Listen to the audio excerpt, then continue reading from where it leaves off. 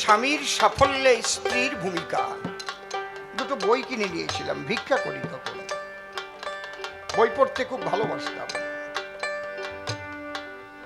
এই হতাশ হবেন না, যদি আপনারা পান কিনে পড়বেন, পার্থ চট্টোপাধ্যায়ের লেখা। বড় বড় মানুষ তারা কত বিপাকে পড়েছে, হতাশ হয়নি, এগিয়ে গেছে। সুরগুলো সুন্দর করে দেখে নাও।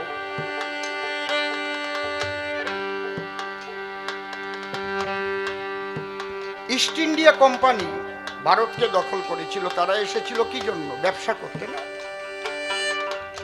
আহা, ওর কর্ণধার ছিলেন কি নাম জানো রে বাবা, দাদা মনে পড়ে? রমেন বাবুকে বলছি। ইস্ট ইন্ডিয়া কোম্পানির যিনি কর্ণধার ছিলেন, নিজেকে গুলি করেছিলেন হতাশ হয়ে, নামটা মনে পড়ে?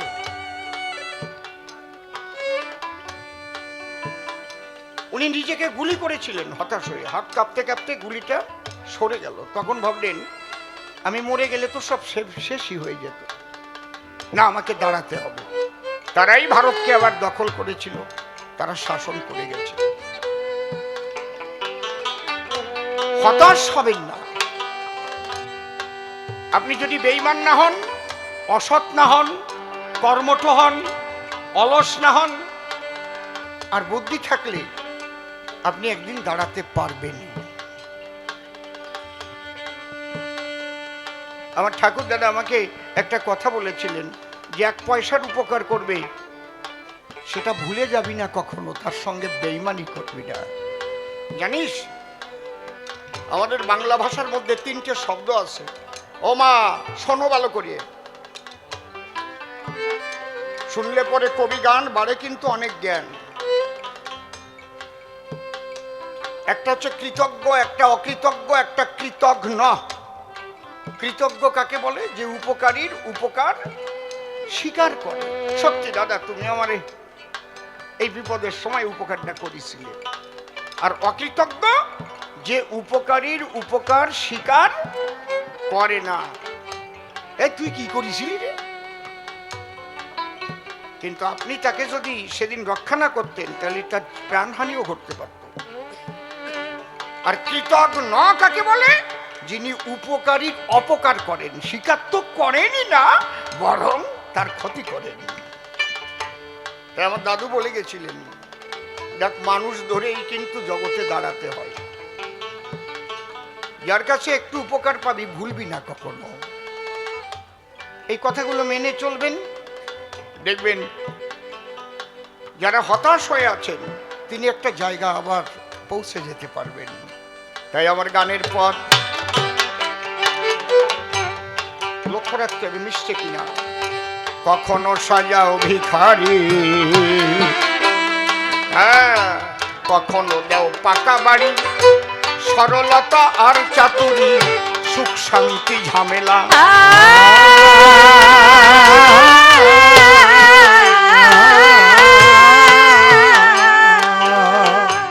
কখনো হয় সোনার মোহর, ধরলে মাটির ঢেলা, ধরলে মাটির ঢেলা। দয়ালে রে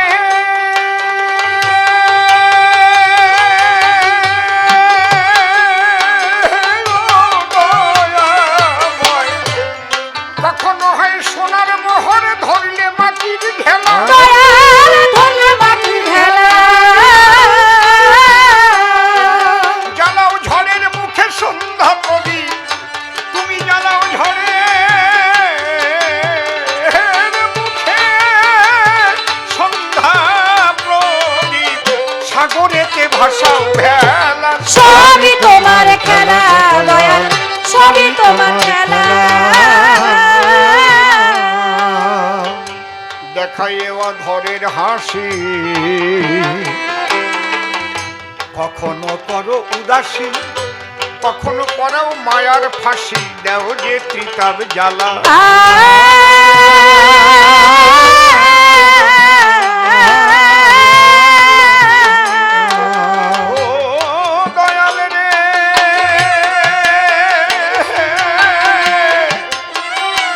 ও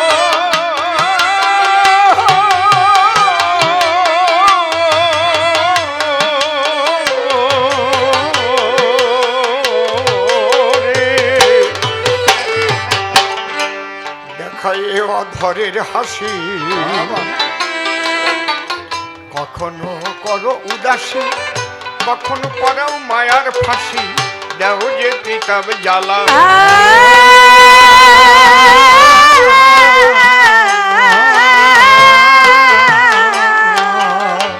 অধম সিম্বলে মিলাইছ ভালো মন্দের মেলা, ভালো মন্দের মেলা।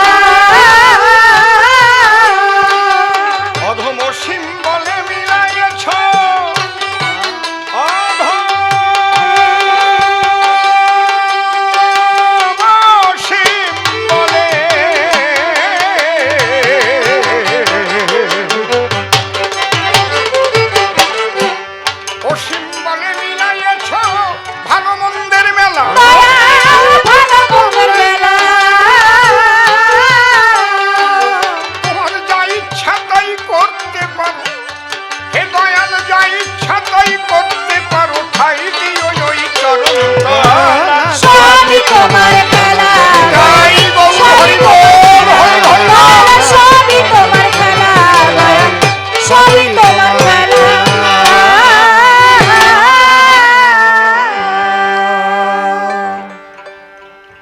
কৃষ্ণের যুগল পদ্ম হৃৎপদ্মে করে আরাধ্য শুদ্ধ চিত্তে প্রণতি জানাই।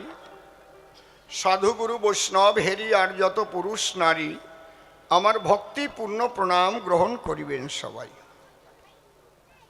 মানুষকে প্রণাম দিলে সে প্রণাম ঈশ্বরে মিলে, সর্বশস্ত্রে তাহার প্রমাণ পাই। কবি চণ্ডীদাস যিনি উচ্চকণ্ঠে বলেছেন, তিনি সবার উপর মানুষ, সত্য তাহার উপর নাই। স্বামী বিবেকানন্দ একই কথাই দিয়েছেন আনন্দ, উচ্চকণ্ঠে ঘোষণা করেছেন বিশ্ব চরাচর। বহুরূপে সম্মুখে তোমার, ছাড়ি কোথা খুঁজিছ ঈশ্বর। জীবে প্রেম করে যেই জন, সেই জন সেবিছে ঈশ্বর। ঠাকুর ভবা পাগলাসি বাজাইলেন মিলনবাসী, বললেন সবার পাশাপাশি, হ্যাঁ গো আমি মানুষ ভালোবাসি, আমি মানুষ ভালোবাসি। কোনো তীর্থের নাই প্রয়োজন গয়া গঙ্গা কাশী, আমি মানুষ ভালোবাসি। সেই মানুষের চরণ লক্ষ্য করে প্রণাম করি বারে বারে। মানুষে যদি কৃপা করে, কৃপা করবেন আমার কৃষ্ণ কাল শশী। বন্দনার ভাব করে শেষ বক্তব্য করিব পেশ, সবিশেষ সবার মধ্যে জানাই নিবেদন। অদ্যকার্যে কবিগান বহু পুরানো অনুষ্ঠান, আমিও ইতিপূর্বে সভাস্থান অনেকবারই দিয়েছি দর্শন। এবার আবার কর্তৃপক্ষের প্রাণের টানে যোগ দিয়েছি কবিগানে। নিশিবাবু এবং অসীম সরকার এই দুইজন। আমার বিপক্ষে দাদা নিশিকান্ত মানুষটা কিন্তু খুবই শান্ত, ভদ্র উচিত ব্যবহার নিয়ে চলেন সর্বক্ষণ। তিনি পিওর সায়েন্সে বিএসসি পাশ করে কিছুদিন টিচারিও করে। পরে প্রয়াত শ্রদ্ধেয় নিত্যানন্দ সরকারের ধারে কবিগান পেয়েছেন প্রশিক্ষণ। ওনার ভীষণ বাংলাদেশে নাম ছিল, যদিও দেশ ছাড়া হয়ে এলো। কণ্ঠটা একটু বসে গেছে ভাই, তথাপিও এত সুন্দর আলোচনা করে, আমি প্রণাম দেই সর্বাগ্রে তারে। আমি দাদার আশীর্বাদ চাই। এখনো দাদা ভাই নারদার কৃষ্ণ হই নাই, কিন্তু এটা খেয়াল রাখবেন। এইবার তাকে করে সম্মান দান, গাইবার তরে কবিগান। তিনি যেমন স্বনাম করিয়া বর্জন, নাম ধরেছে নারদ মুনি, আমাকে করেছে কৃষ্ণ চিন্তামণি। এইবার কাল্পনিক নামে হবে কবির আন্দোলন। আমার চুপ করে থাকেন সবে, আমাদের দিকে লক্ষ্য রাখতে হবে। জায়গা অনুপাতে শ্রোতার সংখ্যা বেশি দেখতে পাই। শ্রোতার সংখ্যা হলে বেশি হয়ে যায় একটু ঠাসাঠাসি, এই জন্যে একটু অধিক ভালোবাসাবাসি চাই। তবে আপনারা একটু তো এগিয়ে গিয়ে বসতে পারেন, যদি আন্তরিকভাবে একটু সামনের দিকে নড়েন। জায়গায় বসে বসলে কিন্তু হবে না। সেই ছোটকালের বই পড়ার মতো, মা কয় বই পড়, মা রে শুনোইয়ে বড় বড় করে পড়তাম, এই যে আমি পড়তে। আসো আর একটু এগোয় আসো, আর তোমরা কয়েকজন ঢুকিয়ে বসো বসো বসো। আমা তোমরা পারবো না আর একটু এগোতে? আমি সবার পায়ে হাত দিয়ে বলতেছি, মা যদি পারো একটু এগোয় বসো, একটু একটু এগোলি দেখি না আরো 10-20 জন 50 জন মানুষ তোমরা বসতে দিতে পারবা না, ঈশ্বর খুশি হবে নে। দাও একটু এগোয় আসো, সকলের তরে সকলে আমরা, প্রত্যেকে মোরা পরের তরে, একটু এগোয় এগোয় বসো না আসরে। আমি নিবেদন করি করো জোরে, কথা কয়ে না, এগোতে হলি কথা কয়া লাগে না। এগোচ্ছে আর কথা করছে, এগো। হ্যাঁ, তুমি আবার উঠিয়ে দাঁড়ালি কেন, ফসাদ করিয়ে বসো। হ্যাঁ বসো, যেটুক পারো একটু সামনের দিকে সরো। আর বলবো না, এইবার নীরবতা রক্ষা করো তোমরা সর্বজন। এইবার তারই কল্পনা মতে আমাকে হবে কৃষ্ণ নারায়ণ হতে, জোর হাতে বন্দনা করি নারায়ণের রাতুল চরণ। হে কৃষ্ণ নারায়ণ, তুমি ন্যায় পরায়ণ, আজ তোমার ভূমিকায় দাঁড়াবো কবি গান গাহিবার কারণ। তুমি প্রভু কৃপা করে বসে আমার হৃদ মন্দিরে এই অধমের অধরে নিজে কৃষ্ণ কথা কল আলাপন। আমি তার উপরে দিলাম ভার, তারে করলাম কর্ণধার, কাব্য সিন্ধু হব পার, অন্তরের একান্ত আকিঞ্চন। এইবার অসীম নামটি পরিহরি, নারায়ণ কৃষ্ণ নামটি ধরি, আপনারা নরনারী সেইভাবে আমাকে করবেন দর্শন। বিপক্ষে আমার নারদ মুনি অনেকগুলো প্রশ্ন শুনি, আমার ওই মা মনি করেছেন গণন, ডাক দিয়ে বলে মোরে প্রশ্ন 7খানা করছে আপনারে। এইবার প্রত্যেকটা ধরে ধরে আমি করব নিষ্কাশন।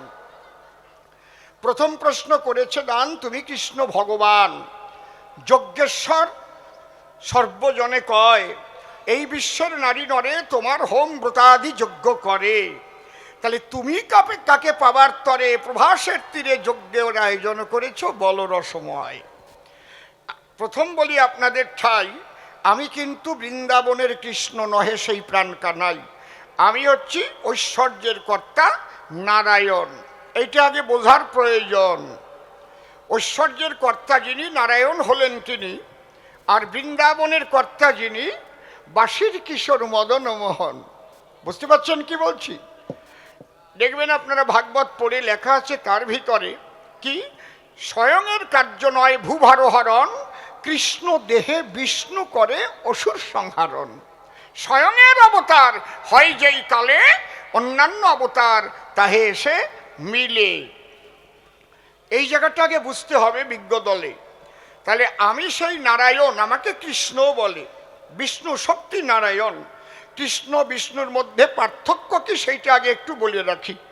দেখবেন যিনি বিষ্ণু শক্তি নারায়ণ, তার পাশে লক্ষ্মী থাকে সর্বক্ষণ, থাকে না? নাকি পাশে থাকে লক্ষ্মী আর পায়ের কাছে থাকে গরুর পক্ষী।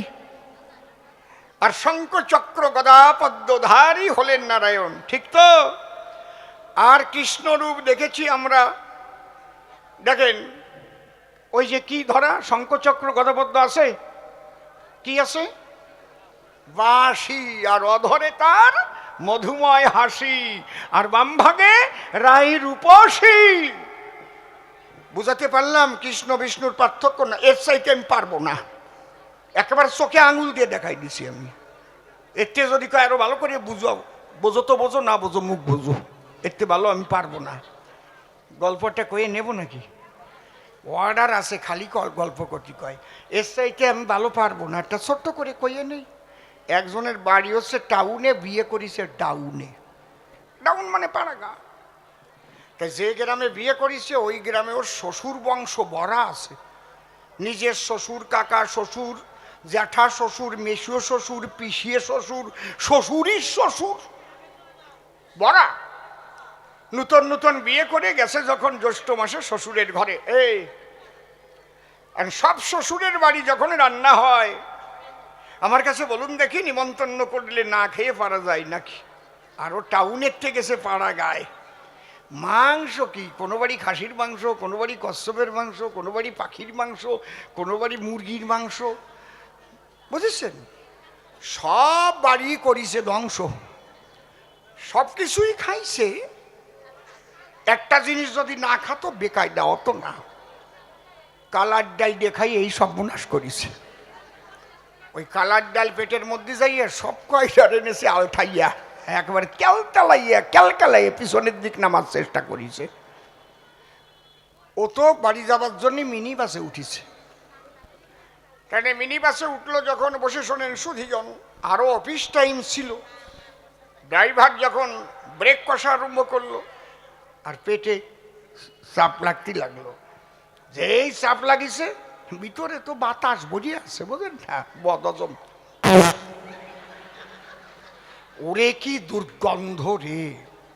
এক ভদ্রলোক ডাক দিয়ে কয়, রে দাদা, কে কাজটা করতেছেন? ভালো হচ্ছে না কিন্তু, প্রচন্ড গন্ধ।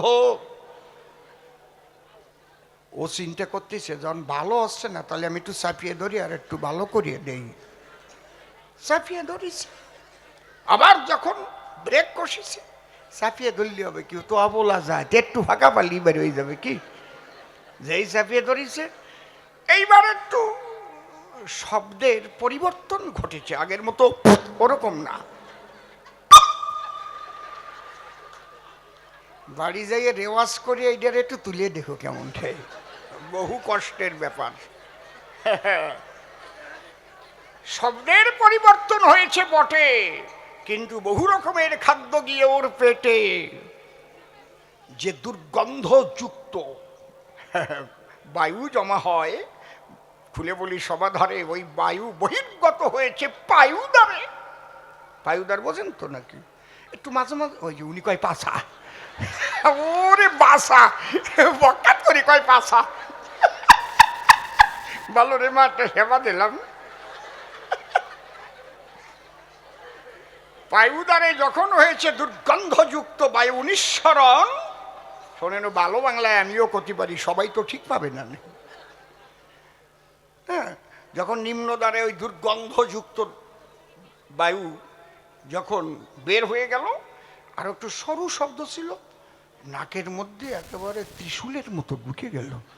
ভদ্রলোক বলছে, দাদা ভালো হচ্ছে না কিন্তু, টেকা যাচ্ছে না। ও ভাবতেছে তাহলে আর একটু ভালো করে দেই, আবার চাপিয়ে ধরিছে, আবার যখন ব্রেক কষিছে, ওতে আরো নাকের তালিও পোড়া গন্ধ। হ্যাঁ, তাই না, এমন গন্ধ বের হয়েছে। ও দাদা, বারবার বলতেছি ভালো করি, হ্যাঁ ভালো হচ্ছে না, ভালো হচ্ছে না। ও তখন কয়, ও দাদা আমি 3 বার চেষ্টা করেছি, চাপতে চাপতে চাপবো কোন জায়গায়, এর চাইতে ভালো আমি আর পারবো না, যদি এর চাইতে ভালো পারতে হয় তুমি পাঠিয়ে নাও, গিয়ে নাও। সেই জন্য মনে করি, ভাবো না, নারায়ণ বিষ্ণু আর কৃষ্ণের পার্থক্য, এর চাইতে আমি ভালো আর বুঝাতে পারবো না। আমি চাক্ষুর ভাবে বুঝাইয়ে যাই, বাসির কিশোর প্রাণ কানাই, যার বাম ভাগে বিনোদিনী রায়, আর বিষ্ণু শক্তি নারায়ণ যে জন, জানেন যত জ্ঞানী লোকে তার বাম ভাগে লক্ষ্মী থাকে, আর গরুর পক্ষী তার পায়ের কাছে থাকে সর্বক্ষণ তার বাহন। ঠিক আছে, তাহলে মনের কথা খুলে কই, আমি সেই বিষ্ণু শক্তি নারায়ণ হই। এই যজ্ঞের কেন করেছি আয়োজন? আমি সেই কৃষ্ণের নির্দেশে, বৃন্দাবনের কৃষ্ণের নির্দেশে প্রভাস তীর্থে এসে আজ এই যজ্ঞের করেছি আয়োজন। কি কারণ? কৃষ্ণ ডেকে বললেন তাই, বিষ্ণু বলি তব ঠাই। আমার মনের মধ্যে নবভাবের হয়েছে উদ্দীপন। ওমা, কবি গান শুনতে আইছো, কিচ্ছু বুঝবা না, বাড়ি গেলি বাবা জিজ্ঞেস করবে না, কতিও পারবা না, তারপরে বেশি কথা শুনবা না। কি উদ্দেশ্যে কৃষ্ণ ঋষিকেশে আমার সকাশে এই যজ্ঞের নির্দেশ করে দান? ডাক দিয়ে বলে, বিষ্ণু আমি বলি তব ঠাই, আমি কলিযুগে ভক্ত ভাব গ্রহণ করতে চাই। মনে করেছি ভাবো না, কলিযুগে কিন্তু আমি আর ভগবান ভাব রাখবো না। তাহলে এই ভক্ত ভাব যদি গ্রহণ করতে হয়, ধন থাকলে কি হয়? ধনী হয়, আর ভক্তি থাকলে ভক্ত হয়। ডেকে বলে প্রাণ কানাই, আমার শক্তি আছে, ভক্তি নাই। এই জন্যে ভক্ত মিলন যজ্ঞের তুমি করো আয়োজন। অন্তর দিয়ে দেখো ভেবে সব ভক্তদের নিমন্ত্রণও দেবে, আর ওই জায়গায় আমি কৃষ্ণ শ্রীবাদ হবে, দেব দর্শন। অন্তরে আমার আছে ভাবো, আমি ভক্তের ভক্তিভাব নিয়ে আমি নিজে নবদ্বীপে গিয়ে গৌর হয়ে প্রেমানন্দে কৃষ্ণ নাম বিলাবো। হরিবল হরিবল। আজকে ভালো ভালো পালা আরম্ভ হয়েছে না? সুন্দর পালা। এই যে কৃষ্ণ নন্দলালা ডাক দিয়ে বলল, মমঠাই, যে কারণে বসে শোনেন জ্ঞানী জনে, আজ এই প্রভাস তীর্থে আমি এই যজ্ঞটা পাতাই। তাহলে যজ্ঞের নাম কি? ভক্ত মিলন যজ্ঞ। প্রভাস তীর্থে হয় বলে একে মানুষ প্রভাস যজ্ঞ বলে। ঠিক আছে, কিন্তু মূলত এটা ভক্ত মিলন যজ্ঞের করেছি আয়োজন। তাহলে দাড়ি পাল্লা রাখলাম কি কারণ? এটা আমার জন্য নয়, আদেশ দিয়েছে কৃষ্ণ রসময়, ওজন দিতে হবে পাল্লায়। সদ্য একটা পদ্ম করেছি রক্ষণ, ওই পদ্ম সাধারণ পদ্ম নহে কদাচন। আমি সবাই বলি অদ্য, ওর নাম রাধা পদ্ম। এক পার্শ্বে করেছি রক্ষণ। নারদ, বুঝে নাও তবে, প্রত্যেক ভক্তকে ওই পাল্লায় তুললে ওজন হবে। পদ্মের সমান ওজনে যেজন হইবে ওজন, অন্তরে আমার আছে ভাব, আমি তার চরণে অর্ঘ্য দেব, আর তার ভাবকান্তি বিলাস আমার কৃষ্ণ করিবে গ্রহণ। কেন ওজন দেব? ভক্ত আছে দুই প্রকার, কাণ্ড বড় চমৎকার, এইটা শোনার আছে বিশেষ প্রয়োজন। পুরোপুরি টোটাল ভক্তকে দুই ভাগে বিভক্ত করা হয়েছে। এই কথাগুলো খুব শুনতে, ভালো করে শুনতে হবে মা। একটা হচ্ছে হৈতুকি আর একটা হচ্ছে অহৈতুকি। হৈতুকি ভক্ত কাকে বলা হয়? কৃষ্ণকে না চেয়ে যারা জাগতিক কিছু চায়। দেখবেন এই যে আসরটা, তো আজকের আসর নয়, এই কীর্তনের আসরে অনেকে অনেক কিছু মানত করে এবং মানত পূর্ণ হয়। আমি নিজে দেখেছি, নিঃসন্তান সন্তান পেয়েছে, কঠিন কঠিন ব্যাধি এখান থেকে মানত করে সেরেছে। ঠিক বললাম না বেঠিক বললাম? আগে তো মানতের টাকাই কাটা কাটা হতো, ঠিক বলছি না? তাহলে 19 বছর বিয়ে করে ছেলে মেয়ে হয় নাই, ঘরে আসিয়া কীর্তনের আসরে স্বামী স্ত্রী কান্না করে বুক ভাসাইয়ে কয়, আমার গোবিন্দের কৃপা বলে আমার যদি জন্ম নয় লয় একটি ছেলে, আগামী বছর আমি 2 কুইন্টাল চাল দেবো এই জায়গায়। তাহলে ওরাও ভক্ত বটে, ভবের হাটে, কিন্তু ভগবানকে চাই নাই মোটে। সন্তানের জন্য কান্নাকাটি করে সর্বদাই। বুঝতে পারছেন? একে বলে হৈতুকি। বোঝা যাচ্ছে? এইরকম যে যা নিজস্ব কারণে বাসনা করে চায়, তারা কান্নাকাটি করে গোবিন্দের ধারে, হে ঠাকুর তোমার কৃপায় যেন 1 বছরের ভিতর আমার মেয়েটা বিয়ে হয়ে যায় এবারে। তাহলে আমি কি করব? আমি 10,000 টাকা দেব। আছে না কত ছিল? কেউ আবার ব্যবসা করতে যায়, ঠাকুর যে প্রণাম করে কয়ে যায়, ঠাকুর বেচা কেনা যেন ভালো হয়। আছে না? এই তো একটা মনে পড়ে গেছে, দাঁড়াও। ও মাঠারণ, আমার বাংলা ভাষা বোঝো না? আমি একটু হোমিওপ্যাথি ডোজ দিচ্ছি, এতে কাজ না হলে অ্যালোপ্যাথ দেবানে, অ্যালোপ্যাথে কাজ না হলে অপারেশন চালাবানে। চাও কি তোমরা আমি অপারেশন চালাই? একদম চুপ করে থাকো। কি বলতে গেলাম? দেখবেন অনেকে ব্যবসা করে, উঠে তখন ভোরে ভোরে বাড়ি কোনো মন্দির থাকলে পরে কিংবা দাঁড়াইয়ে দাঁড়ে ঈশ্বরের প্রতি উদ্দেশ্যে প্রণাম করে, ঠাকুর মানে ব্যবসা যেন ভালো হয় আর কি। ভগবানরে চাই না। যদু আর মধু 2 ভাই, নাম দুটো মনে রেখো। মধু হচ্ছে বড় আর যদু হচ্ছে ছোট। মধুর বউয়ের নাম হচ্ছে কালী, আবার মধু কিন্তু কালী ভক্ত। 2 ভাই ভাগাভাগি হয়ে গেছে, ওটা কালী মন্দির করেছে। আর যদুর বউয়ের নাম হচ্ছে ফেদি, ও একটু আজ বলদার মতো আর কি, মানে সরল মানুষ। তা বাবা মরে যাওয়ার আগে বলি সবার পুরো ভাগে টাকা পয়সা 2 ভাইকে সমান ভাগ করে দেয়। 2 ভাই দুটো দোকান দিল, কিন্তু মধুর দোকানে বেচা কেনা বাড়িয়ে গেল।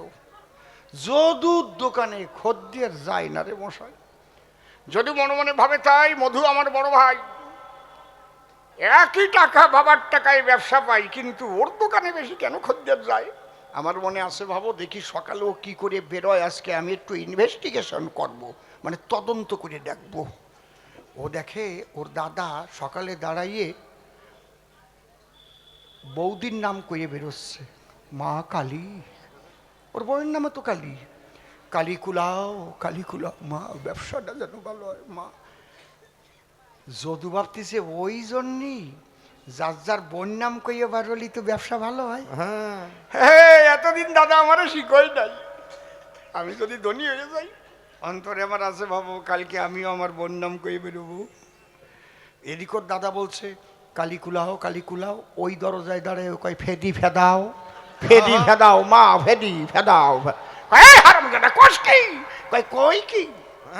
একদিন বৌদির নাম স্মরণ করে বেচা কেনা ভালো হয় তোমার দোকানের ভিতরে, তার মানে বউয়ের নাম নিয়ে গেলে ভালো খদ্দেরে একবারে কায়দা ভিড় হয়ে যায়। এই জন্যে তুমি আমার শিখাও নাই, আমি গতদিন গোপনে গোপনে শুনতে পাই, তাই আমিও আমার বউয়ের নাম গাই দাঁড়ায় দরজায়। দেখেছেন উদ্দেশ্যটা কি? এও ভক্ত, ভক্ত খারাপ না, এও ভক্ত, কিন্তু এই ভক্তি আসল ভক্তি নয়, যারা জাগতিক জগতের কিছু চায়। বুঝতে পারছেন? একটা কথা কব না, থাক কব না, ওটা কব না। আমি এক জায়গায় আমার ধরিয়ে বান্ধে এক জায়গায় পুজো দিতে গেছে, আমি কেমন আছে সেটা আর কব না। অনেক সময় তো ঠাসিয়া ধরিয়ে অনেক কিছু করায়, ইচ্ছা নাই তাও করতে হয়, এরকম দলে পড়ে হয় না, মানে 52 মন্তর পড়াচ্ছে। হ্যাঁ ধরো ফুল দেশে বলো কি শ্রীং দেহি, শ্রীং দেহি মানে শ্রীং দেহি মানে সৌন্দর্য, আমার যেটুক ভগবান দেশে আর আমি চাবো না, আর তে বেশি চাটি গেলি কেন বোচা বানাই থলো, 52 পড়েছে বিপদে। বুঝতে পারি যশং দেহি, যশ আমার মেলা হয়েছে, আমি রাষ্ট্রীয় পুরস্কার পাইছি 1995-এ, আমি লন্ডনের থেকে গোল্ড মেডেল পেয়েছি, দুবাই থেকে গোল্ড মেডেল পেয়েছি, বাংলাদেশ থেকে গোল্ড মেডেল পেয়েছি, আমেরিকায়। আমার আর যশ দরকার নাই, 52 তোমার পুজোরও দরকার নাই, আটা দিছি আমি। বুঝতে পারছেন ব্যাপারটা কি? কয় না যশং দেহি ধনং দেহি সিং দেহি, ওইসা নেহি নেহি कुछ नहीं, क्या मांगता है? हम तुमको मांगता है, হে গোবিন্দ তুমি আমাকে দেখা দাও, তুমি ছাড়া জগতে আমার আর কেহ নাই, হে প্রভু একমাত্র আমি তোমায় যেন পাই। এখানে শাস্ত্র কি বলছে? অন্যান্য অভিলাষিতা শূন্য জ্ঞান কর্মদ্বারা বৃতং আনুকূল্যেন কৃষ্ণানুশীলনং ভক্তির উত্তমা। তাহলে অহৈতুকী ভক্তি বলে কারে?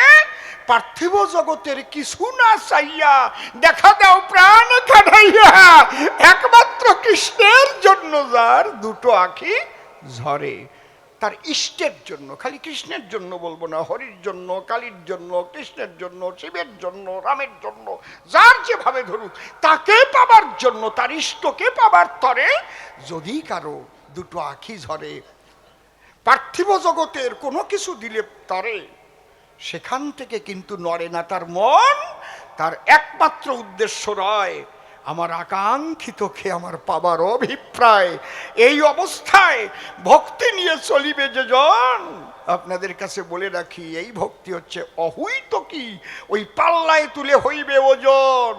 এই অহৈতুকী ভক্তা হবে যে, একমাত্র অর্ঘ্য পাবে সে। আর আমার কৃষ্ণ ঋষিকেশে এখানে এসে তার ভাব কান্তি বিলাস তিনটি করিয়া গ্রহণ, কৃষ্ণরূপ ছেড়ে দিয়া গৌর রূপ ধরিয়া নবদ্বীপে গিয়া প্রেমানন্দে হরি হরি হরি বল। বোঝা গেল? জবাব দিয়ে যাচ্ছে কিন্তু যজ্ঞের নাম কি, দাড়িপাল্লা কেন, পদ্মফুল কেন, অর্ঘ্য কে পাবে? পাচ্ছেন তো নাকি জবাব? কোনোটাই যদি জবাবে আমার অভাব থেকে যায়, আমি আবার নিবেদন করি আপনাদের রাঙা পায়, আপনারা আমাকে খোসা দিয়ে বলবেন সরকার মশাই এইটার জবাব পাই নাই, আমি ধন্যবাদ জানাবো। তাহলে এই যজ্ঞ হচ্ছে কেন বলে দিলাম। তার মানে কি কারণে দাঁড়িপাল্লা হয়েছে রক্ষণ, কেনই বা পাল্লায় একটা পদ্ম কহিলাম তাহা সদ্য, আপনারা শুনলেন যত ভক্তগণ। এবং কি হবে এই যজ্ঞের পরে, অর্ঘ্যই বা দেব কারে, বলেছে তোমার উপরে আছে কোনজন। শুনে নাও, ভগবান নিজে বলেছে নামা হতে নাম বড়, নাম হতে আমার ভক্ত বড়। ধরো আমার কথা ধরো, এ তো তুমিও জানো নারদ তপোধন, অন্তরে দেখেন ভেবে ভগবান চিরকাল ভক্তের সম্মান দিয়ে এসেছে ভবে। ভক্তের বাধ্য ভবারাধ্য, ভক্ত দিলে ভোগ নৈবেদ্য, সেই নীলপদ্ম সেইটুক করে গ্রহণ। ভক্ত যদি ইচ্ছা করে ভগবানের লিপি পর্যন্ত, বিধান পর্যন্ত পাল্টাই দিতে পারে। ছোট্ট একটা ঘটনা বলি আপনাদের ধারে, আপনারা শুনেছেন হরিদ্রুমৎ গৌতমের কথা, আপনারা শুনেছেন বিজ্ঞ শ্রোতা। গৌতম ঋষি বলে আমরা জানি সর্বজন, ওনার মূল নাম হচ্ছে হরিদ্রুমৎ গৌতম। ওনার স্ত্রীর নাম কি ছিল মনে পড়ে নাকি দেখি? অহল্যা। বাবা বাবা, দেখ কি ভালো, একটু বললি আমার কি ভালো লাগে, সে মানুষগুলো জানে। এই অহল্যাকে বিয়ে করার ইচ্ছে ছিল কার? ইন্দ্রের, বুঝতে পারছেন? কিন্তু অহল্যার বাবা ওই ঋষির সঙ্গে ঘটালো প্রণয়। ইন্দ্রের অহল্যার উপর একটা টান থেকে যায়। এটা কি গান আছে না, প্রথম জীবনের ভালোবাসা স্বপ্নের মতো জাগে, এ গান গায় না? আর হাসার কথা নয়, ওই যে একটু ভালো লাগিয়েছিল না, ওইটা ভুলতে পারে নাই কোনো সময়। ইন্দ্র মনে মনে চিন্তা করে আমি যাব ব্রহ্মবিদ্যা শেখার তরে। কার ধারে? গৌতম ঋষির ঘরে।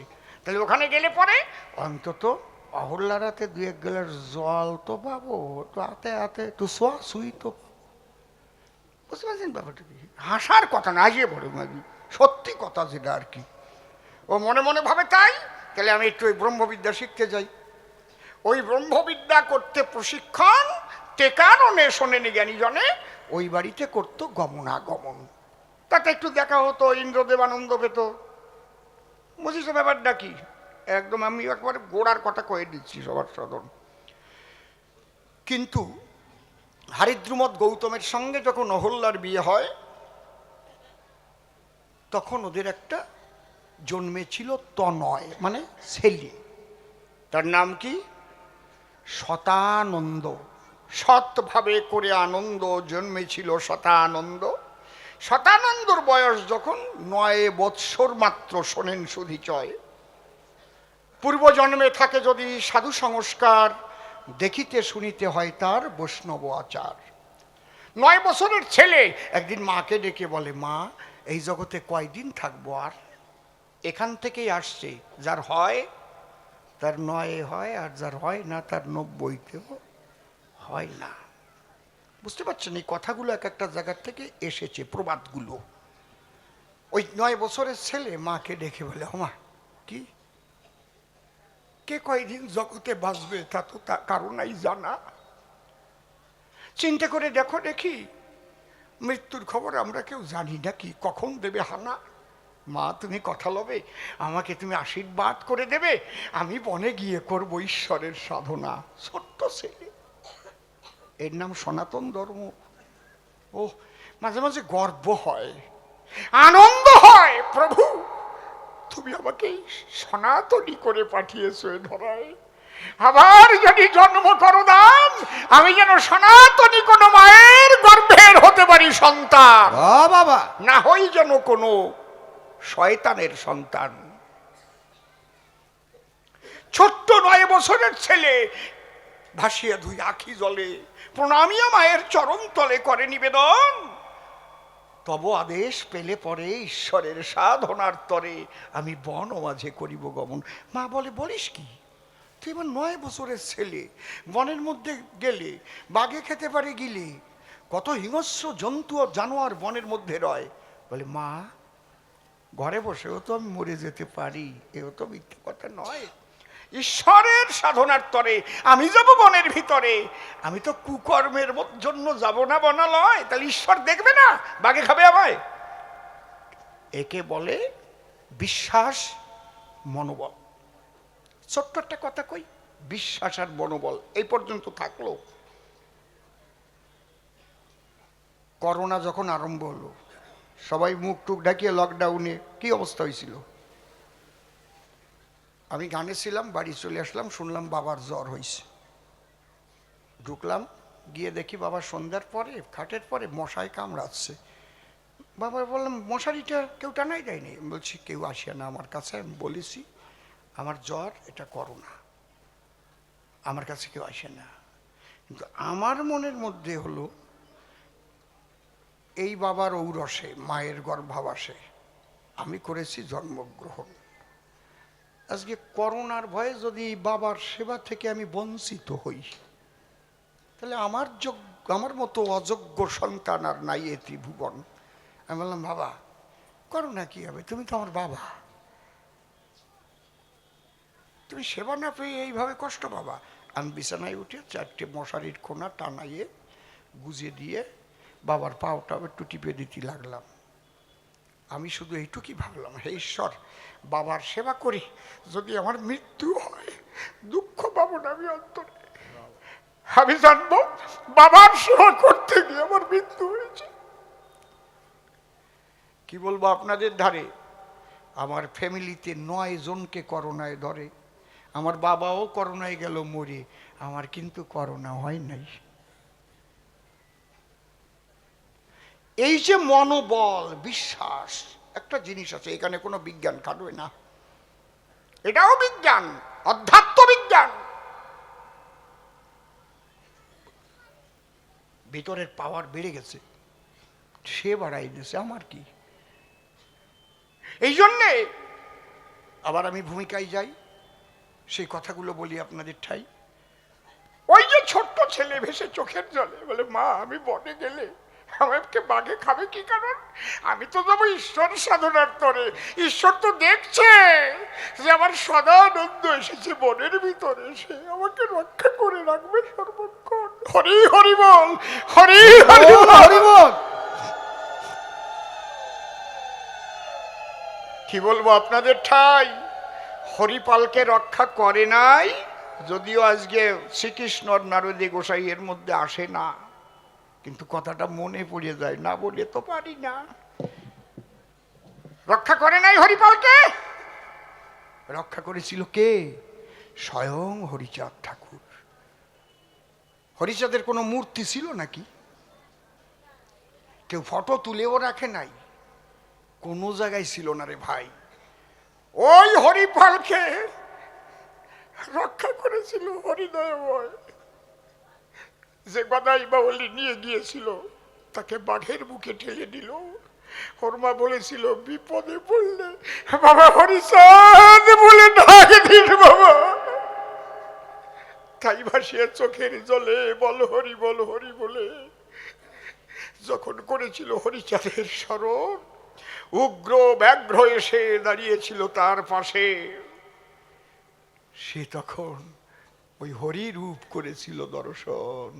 বাঘ ফিরে গেল, যে রূপ সে বনের মধ্যে দর্শন করেছিল, বাড়ি গিয়ে মাটি দিয়ে সেই হরিচাঁদের মূর্তি গড়াইয়ে নিল, আর সেই মূর্তি নিয়ে ওরাকান্দি গুরুচাঁদের কাছে উদয় হলো। গুরুচাঁদ দেখেই কয়া, আছে আমরা, তুই আমার বাবারে বানালি কোন জায়গাতে? এই যে পাশ হয়ে গেল। কেউ যদি আমার বাবার মূর্তি তৈরি করে নিয়ে আসে আমার পাশে, তাহলে আমি দেখে যদি কই, এই যে আমার খাঁটি এইরকমই তো আমার বাবা ছিল, ওই যে পাশ হয়ে গেল। বুঝতে পারছেন ব্যাপারটা কি? কোন ছবি দেখে না। তাহলে বাচ্চা ছেলে তাই মায়ের কাছে ডেকে বলে, মা মাগো আমি যাব জঙ্গলে ঈশ্বর সাধনায়, আমাকে দাও বিদায়। মা বলে, তুই আমার একমাত্র ছেলে, আমার কোনোদিন বিপদ হলে তোকে পাবো কোথায়? সন্তানাদি মানুষ কেন জন্ম দেয়? অন্তরে কর ধারণা, মাতা পিতা চিরকাল যুবতী যুবক থাকে না, একদিন বৃদ্ধ বৃদ্ধা হতে হয়। সন্তানাদি থাকলে ঘরে বৃদ্ধ বৃদ্ধা মা বাবার সেবা করে। তুই যদি থাকিস দূরে, আমি বিপদে পড়লে কে দেখবে আমায়? তখন বলল, মা, ঈশ্বর সাধনা করে যদি এমন শক্তি জাগে, মনের অনুরাগে বলি তব পুরো ভাগে, তুমি ডাক দিলে যদি আমার শোনার শক্তি দেয়, ডাকা মাত্র তোমার কাছে আমি হইব উদয়। তোমার উড়ে যাওয়া পরাণ পাখি যখন যেখানে থাকে, এক ডাকে তুমি পাইবে আমায়।